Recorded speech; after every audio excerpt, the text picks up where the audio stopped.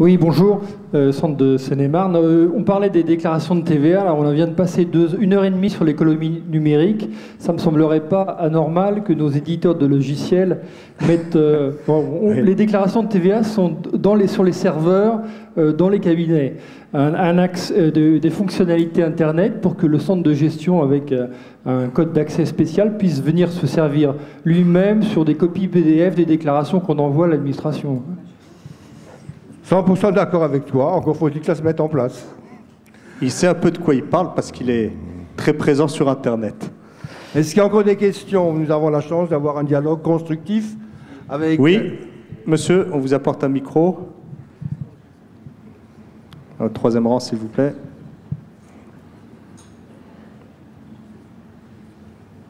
Oui, bonjour, Jean Claudette, président du CGA 13. Je voudrais juste avoir confirmation du fait que les CELARL doivent bien adhérer à un CGA et non pas à une AGA, bien qu'exerçant une activité libérale.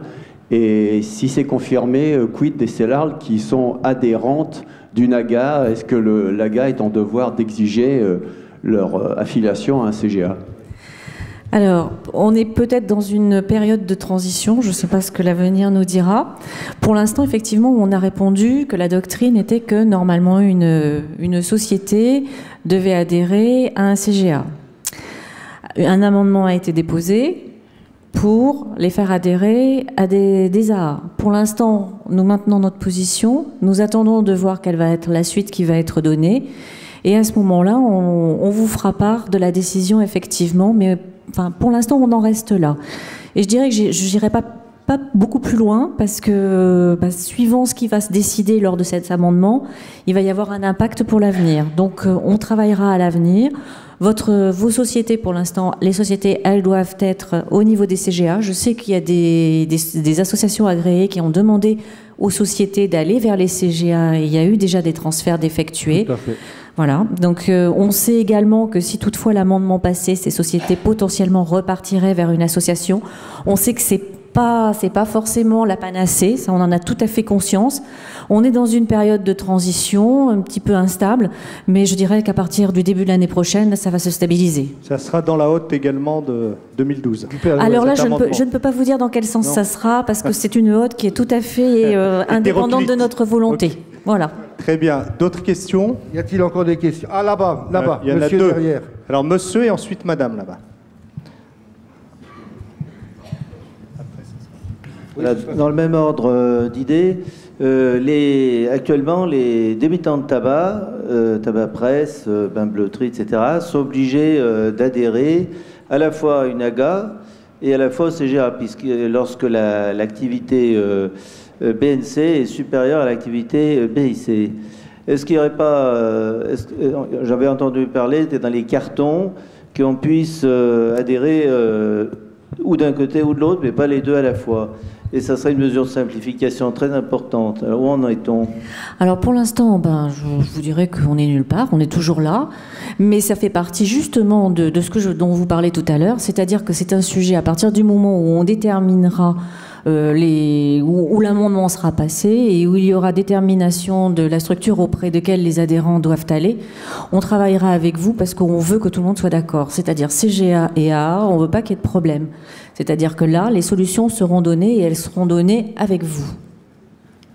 Encore une dernière question. Il y avait une question là-bas de madame qui avait pris la parole déjà. Je suis toujours sur le même sujet, Dominique Roussel. Je suis secrétaire générale du Conseil des associations agréées professionnelles, donc moi, la partie profession libérale. Et effectivement, je voudrais savoir ce qui a motivé votre position pour dire que, par exemple, une société soumise à l'IS de médecins ou de chirurgiens dentistes, on devait l'envoyer dans un centre. Si vous voulez, ça me paraît à la fois contraire à l'esprit de la loi à l'origine et un peu pas très bien envoyé là où est le bon métier. Moi, je ne me vois pas m'occuper d'un boucher charcutier et je ne vois pas très bien un centre récupérer un orthodontiste. Vous voyez, je pense qu'on n'a pas respecté l'intelligence. Et pour être très franche, moi, je n'ai pas fait le transfert de mes sociétés soumises à l'IS vers un centre. Parce que je trouve que votre réponse elle tient pas la route sur un plan pratique. Excusez-moi, je suis très brutale. Non, vous n'êtes pas brutal. En fait, si on a pris cette position, c'était parce qu'on n'a pas voulu rapporter la doctrine, sachant qu'on allait certainement, pour tout vous dire, quand je suis arrivée, il y avait déjà une réflexion qui était menée au niveau des adhésions, centres de gestion agréés et associations agréées. Et on fait cette réflexion, lorsque je l'ai reprise avec mes collaboratrices, avec mes rédactrices, on s'est rendu compte qu'il y avait quand même de très très sérieux problèmes. C'est-à-dire que c'est pas du tout aussi simple que ça. On a d'énormes différences, on a des tas de cas qui sont divers et variés. Et je vous avouerai qu'il y a eu des moments où on s'est vraiment dit, mais là, on les met où, les structures? Surtout qu'il y a beaucoup de structures, donc il y a l'activité, il y a la structure. Qu'est-ce qu'on fait primer? Est-ce qu'on fait primer la structure? Est-ce qu'on fait primer l'activité? Et je vous avouerai qu'on a dit on ne touche à rien pour l'instant. On avait prévu de faire justement cette ouverture et d'en discuter avec vous. L'amendement arrive sur ces entrefaites et donc bon, on va voir comment il va se traduire.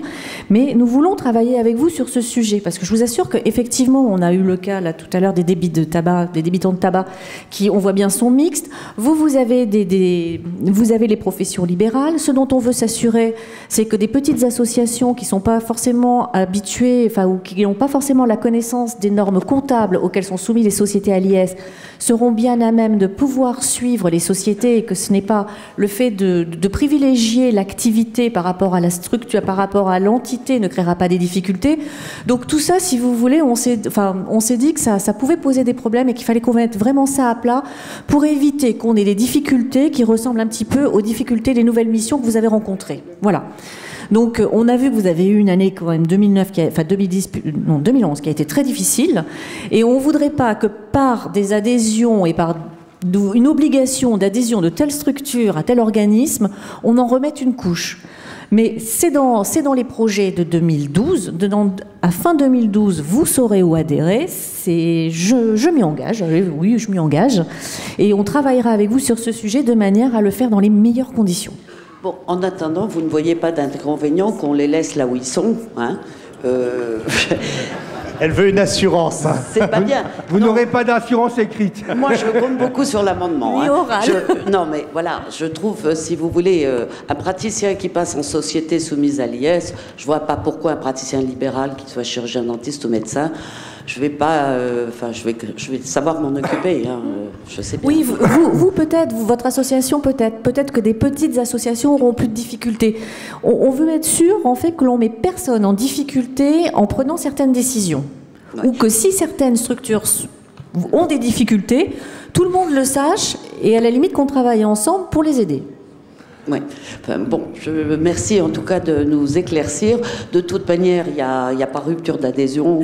S'il le faut, je basculerai au dernier moment. Voilà. Donc, moi, je voudrais en votre nom remercier Madame Saraï et Madame Perraudot pour la qualité des réponses et du dialogue que nous avons pu avoir avec elles. Je retiens surtout aussi que dans la route du Père Noël de Bercy, il y a des bonnes surprises peut-être pour la fin de l'année. Et peut-être, du moins, l'espoir fait vivre, et que de toute façon, ça c'est nouveau aussi, vous cherchez vraiment à ce que nous ayons un dialogue avec vous pour les points difficiles qui restent à résoudre tout au long de l'année 2012. Et bien cette volonté de dialogue, nous voulons y répondre aussi. Donc, merci d'être venu, merci de nous avoir consacré ce temps, merci d'avoir accepté les questions, et merci à vous d'avoir été présents aussi pour cet ultime débat. Juste une petite chose technique. Certains d'entre vous m'ont dit, oui, il faut ce soir que nous allions au Holiday Inn d'ici à pied, et après qu'on revienne pour 19h30 ici.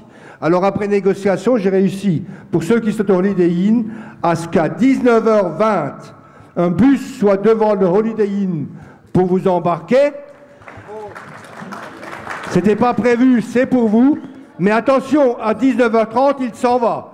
C'est des horaires alsaciens. Hier soir, il y a des gens qui sont venus avec 3 quarts d'heure de retard. Ce soir, si vous venez avec plus de 1 quart d'heure de retard, vous irez en taxi. C'est très clair, on ne peut pas. Moi, j'ai toujours le respect des gens qui sont à l'heure, et donc ça fonctionnera comme ça. Voilà. Merci, bonne rentrée, et à tout à l'heure.